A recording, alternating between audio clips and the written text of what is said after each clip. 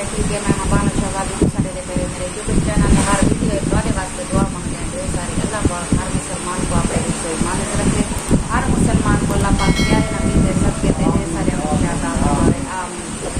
Video शुरू करने से पहले जिन्हें जिन्हें सारे चैनल सब्सक्राइब कर किया जल्दी जल्दी सारे चैनल सब्सक्राइब कर दिनों तो लाइक कर दिनों। आज की तरह मजेदार वीडियो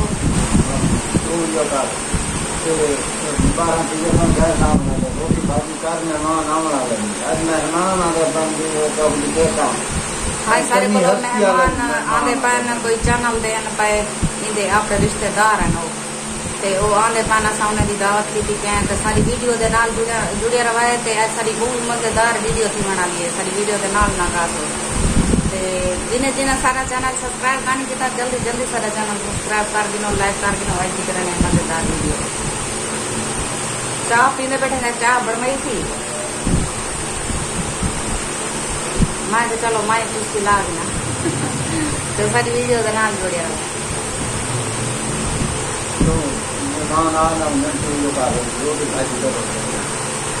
बारह का टाइम पीना पाए गैस आंदे 12 बजे ते मैं उन्हें वास्ते रोटी पकानी पिया दी के पकानी पिया चावल चावल खाए नहीं सिर्फ रोटी पकानी पिया गोश्त घेरना चटनी वगैरह भी होती रोटी शोटी भी पके सो बोतल वगैरह भी जेरी सारे सारे सत्रह ने काम नहीं तो सारी वीडियो दौरान जुड़े सारे इंतजार दिया घड़िया खत्म थी गए तो सारे मेहमान पहुंच चुके हैं सारे घर गिनन गया बदे मेरे घर वाला बारों गिनन गया बदे ते वो आने रोटी भी ऐसा पकई पैसे उन्हें दी दावत की थी पैसे ते दावत चावत खास रोटी छोटी खास में मतलब करना गप छप करवे सो करना अले सारी वीडियो के नाम जुड़े हुए। क्या हाल है? ठीक है, खैरियत है? अल्हम्दुलिल्लाह।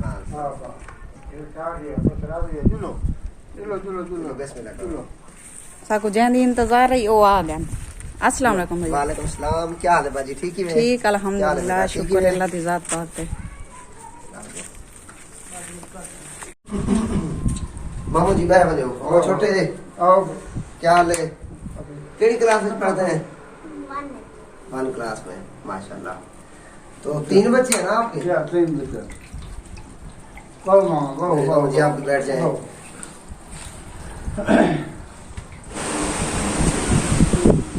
ओए ये ना झलना को पकड़ा पड़ा और सब भी है ना शर्त आराम ना आएगी। हां अल्लाह ये तले पीछे वाले संगाल करे खाली रोटी खा रोटी खाने वाला बना हां बात जाने वाली क्या है सारे का तो गैर तक नहीं गैर तक नहीं अपने अनुसार क्यों जो कहना लेकिन रोटी खा तो अल्हम्दुलिल्लाह बाजी दे घर खाना सा खा गए थे ते अंकल जी थोड़ी मिठाई चाह के हैं। मुनीर भाई बिस्मिल्लाह करो। तू अपने हाथ ना ओ माशाल्लाह माशाल्लाह। छोटी बच्ची को दो।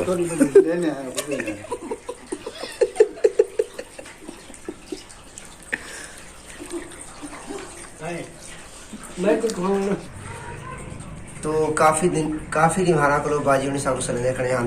ये मेरे कजन मोहम्मद मुनीर ये भी नाल हैं ते बहुत अच्छा लगे इन्हें को मिल के ऐसा इन्हें पहले यूट्यूब दे से तो माशाल्लाह बेशक गरीब फैमिली है लेकिन बहुत ही खलूस नाल और रिस्पेक्ट देने वाली ये फैमिली है।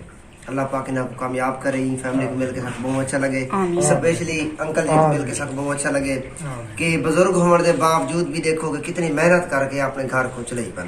घर भी इन्हें अपना कहने किराया घर इधर इन्हें अपना घर है विलेज च वो भी अनकम्पलीट है उतना पॉसिबल कहने की फैमिली उतर रिहाइश रखे। इन्हें छोटे बच्चे रहते पे इन टाइम तक यो बाल कहने कि जरा कमा के अपने घर का रोजगार चला सके।